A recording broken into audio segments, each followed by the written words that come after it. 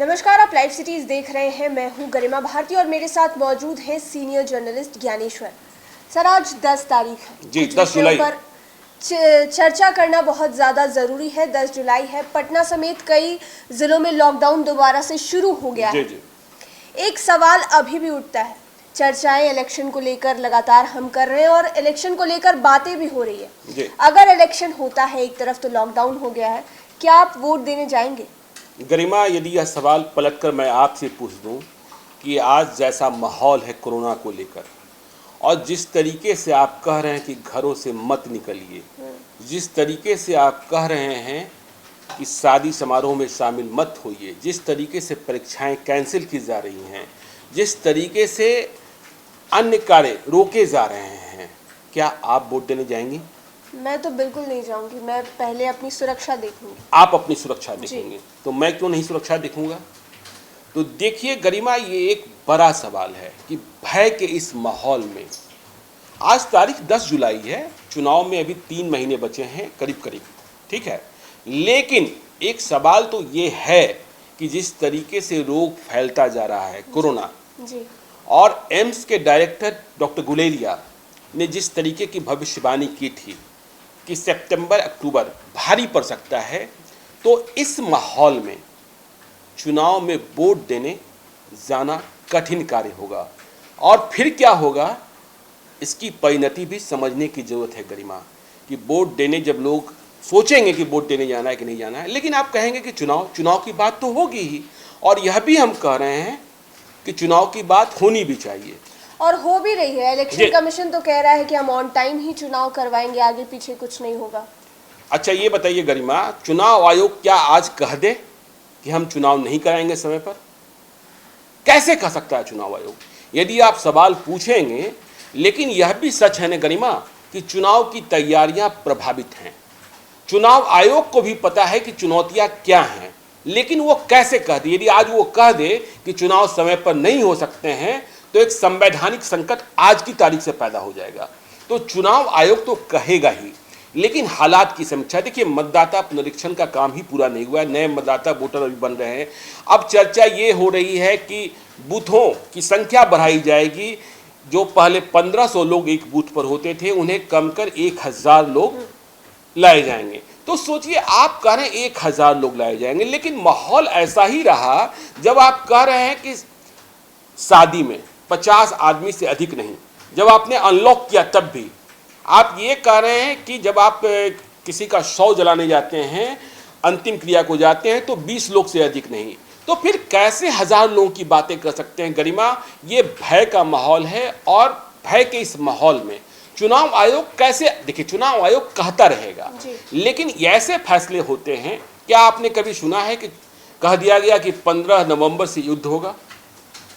ये जो हालात तब के होंगे, परीक्षाएं कैंसिल की जा रही हैं, पाठ्यक्रम कम किए जा रहे हैं, तो चुनाव और यह बहस, देखिए आप या कोई और लाइव सिटीज टीम के ही मेंबर्स गए थे लोगों से पब्लिक ओपिनियन के लिए कि क्या ऐसे माहौल में चुनाव संभव है। लोगों का ये ओपिनियन आ रहा है गरिमा कि नहीं, अभी चुनाव नहीं, अभी कोरोना से लड़ाई। देखिए क्यों जो बात कही जा रही है कि अभी हम सीमित संख्या में लिमिटेड टेस्ट कर रहे हैं, जैसे जैसे टेस्टिंग अधिक बढ़ेगी वैसे वैसे मरीज अधिक निकल कर आएंगे, क्योंकि बिना लक्षण वाले, और पहले आप कह रहे थे कि प्रवासी मजदूरों के भीतर ही कोरोना मिल रहा है, लेकिन अब आपने देखा बीबीआईपी मुख्यमंत्री निवास में घुस गया, सुशील कुमार मोदी के पीए हो गए, बीना देवी एमपी हो गई, तो लगातार अब वीआईपीज में भी जा रहे हैं। तो ये एक बड़ा सवाल है, भय का माहौल तो पैदा है गरिमा जी।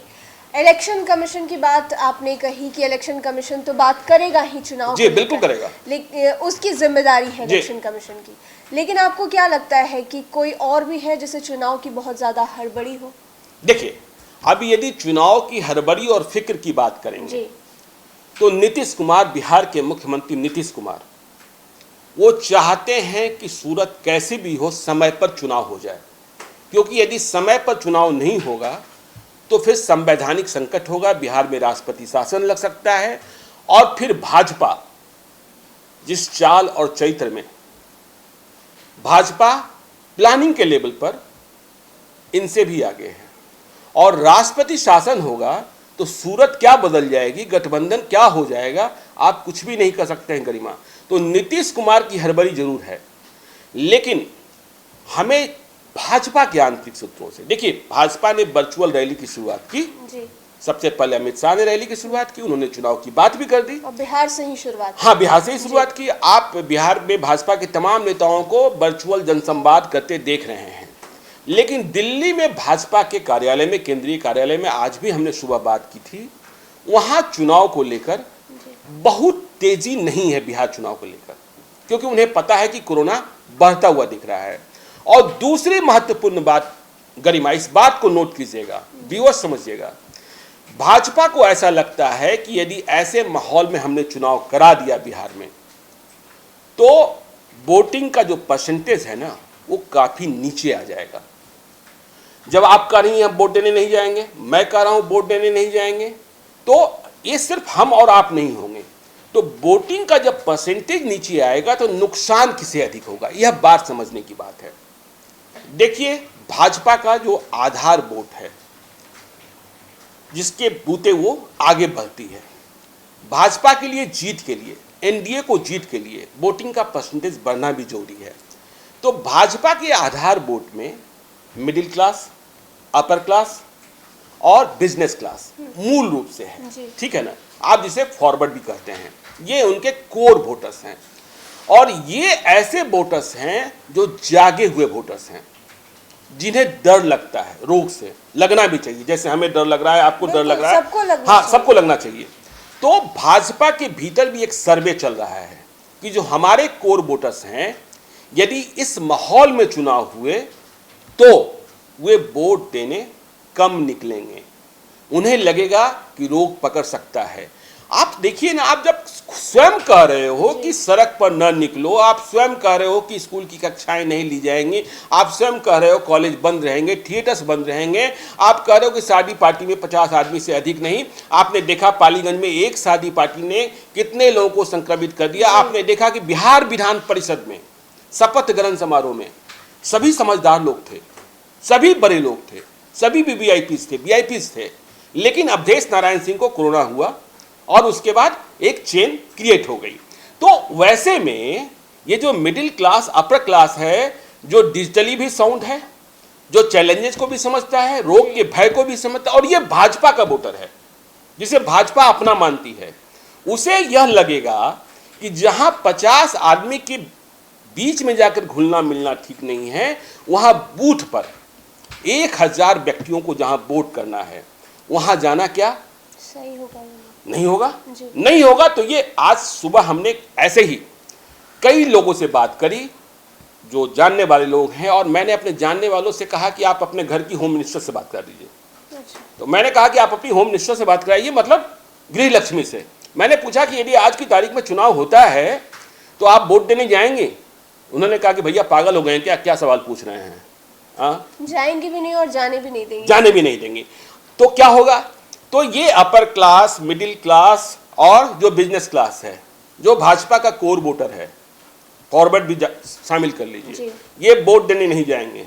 लेकिन भाजपा को इस बात का डर है कि जो दूसरा विरोधी है, जो उसका क्लास है वोटर्स का, वो वोट देने निकल जाएगा गांव में। अच्छा, उसे इस बात का डर है, उसे इस बात का डर है कि मुसलमानों को लगेगा कि यही मौका है मार दो छक्का। तो वोटिंग परसेंटेज की जो हम अगर बात करें, नफा और नुकसान, तो आपने बताया कि भाजपा ऐसे सोच रही है, क्या कोई और फैक्टर भी है नफा और नुकसान का? नहीं, नफा और नुकसान यदि वोट देने लोग नहीं निकले। देखिए, चुनाव आयोग के पास इतनी तैयारी नहीं है, और भारत में चुनावी व्यवस्था में इतनी तैयारी अभी नहीं है कि आप घर घर जाकर लोगों का वोट हासिल कर सके। देखिए, आप घर पर भी आजकल, यदि आपके घर पर भी डिलीवरी बॉय आता है तो आप उसे कहते हैं कि दरवाजे पर सामान रख दो, हम ले लेंगे। आज सुबह में मुझे ऐसे भी लोग मिले जिन्होंने कहा कि रुपए गिनने में हाथ में खुजली हो रही है, मतलब एक भय समा रहा है। तो जिस तरीके से ऑनलाइन बैंकिंग की बात हो रही है, तो जब इतना भय समाया हुआ है, तो ऐसे में चुनाव जो है, वोटिंग का परसेंटेज निश्चित तौर पर कम होगा। और देखिए, बात उठने भी लगी है, प्रचार तो हो नहीं पाएगा। देखिए, अब पिछले दिनों जब चुनाव आयोग ने सभी पार्टियों को बुलाया था, तो आरजेडी ने विरोध किया कि इस तरीके से चुनाव नहीं हो, और अभी चुनाव का माहौल नहीं है। लेकिन जदयू ने कहा कि एक फेज में ही चुनाव करा दिए। जिस हड़बड़ी की हमने बात करी, जेडीयू को लगता है कि पूरे देश की जो फौज है, या आर्मी तो हम लगाते नहीं है चुनाव में, लेकिन जो पैरामिलिट्री फोर्सेज हैं या दूसरे देश की स्टेट की पुलिसेज हैं, वो चुनाव सिर्फ और सिर्फ बिहार में होना रहेगा, इसलिए वो फ्री रहेंगी, उन्हें हम बुला लेंगे और एक दिन में चुनाव करा देंगे। लेकिन यह भी काम आसान नहीं है। जो पैरामिलिट्री फोर्सेज के चीफ्स हैं जी, और जो स्टेट पुलिसेस के जो हेड्स हैं, उन्हें भी अपने जवानों की जान का ख्याल रखना है। और यही नहीं, चुनाव में बड़ी संख्या पर, अभी क्वारंटाइन सेंटर पर जब शिक्षकों की ड्यूटी लगाई जा रही थी तो उन्हें आपत्ति हो रही थी। चुनाव में जब आप कहेंगे कि जाके चुनाव में बूथ पर क्या क्या रोकिएगा, क्या आप चुनाव में स्याही नहीं लगाएंगे कि इन्होंने वोट दे दिया? अभी तक तो परंपरा यही चली आ रही है ना, ईवीएम जरूर आ गया है, लेकिन हाथ में स्याही लगती है ना, जो महीने भर नहीं छूटा है। चेहरे की भी पहचान करनी होगी। हाँ, करनी होगी। तो इस तरीके से, तो ये मैंने कहा ना कि तेजस्वी यादव कह रहे थे कि चुनाव प्रचार तो हो ही नहीं सकता, आज भी आया कि इस तरीके से चुनाव प्रचार। और अब चिराग पासवान ने भी, देखिए चिराग पासवान एक पॉलिटिकल गेम भी खेल रहे हैं। इस गेम के पीछे कौन लोग हैं, यह बात समझने की है। लेकिन चिराग पासवान के जो सुर हैं, वो कहीं ना कहीं इस बात के संकेत मिलते हैं कि पीछे से भाजपा है। ठीक है, कल आपने देखिए जब रामविलास पासवान ने यह कहा कि नरेंद्र मोदी ने गरीबों के लिए बहुत काम किया, वे उन्हें मानते हैं, लेकिन उन्होंने जहां चुनाव होना है बिहार में, नीतीश कुमार के संबंध में एक बात नहीं कही। तो यह बात भी नोट कीजिएगा। और साथ में यह कह दिया कि अब लोजपा पर मेरा बस नहीं चलता है। अब चिराग पासवान की यह जो बयानबाजी है, यह भी गंभीर है। एनडीए में तो भय है, हम में और आपके भीतर भय है। और भाजपा को इस बात का, देखिए इस पर सर्वे भी चल रहा है, भाजपा हर बात में सर्वे कराती है और भाजपा की सर्वे एजेंसियां बिहार में लैंड कर चुकी हैं, जो अपने कोड वोटर्स के पास पहुंच रही है और यह जानने का प्रयास कर रही है कि यदि इस माहौल में चुनाव कराया गया तो क्या वोट देने आप बूथ पर जाएंगे। और जो उन्हें जवाब मिल रहे हैं वो जवाब नकारात्मक मिल रहे हैं, मतलब ये मिल रहे हैं कि वोट देने बूथ पर नहीं जाएंगे। और यदि वोट देने बूथ पर नहीं जाएंगे तो क्या होगा, देखिए भाजपा का मत प्रतिशत घटेगा। दूसरी तरफ यह भी पूछा जा रहा है कि गांव में, अच्छा वोट देने जाइएगा लालू यादव को, तो उसका भी जवाब मिल जाता है। फिर मुसलमानों के बीच भी जाकर पूछा जा रहा है कि जब चुनाव होगा तो वोट देने जाइएगा, किसको दीजिएगा, तो उनका भी जवाब जगजाहिर है। तो ये सवाल भाजपा के भीतर एक सवाल है, यदि इस माहौल में चुनाव हुआ, और मैं फिर से कह रहा हूं, चुनाव आयोग कभी नहीं कहेगा कि चुनाव समय पर नहीं होंगे, लेकिन इन सब के बाद भी चुनाव की तैयारी हर व्यक्ति को जो चुनाव से संबंधित है, चुनाव लड़ना चाहते हैं, चुनाव में भाग लेना चाहते हैं, उन्हें लगे रहना होगा।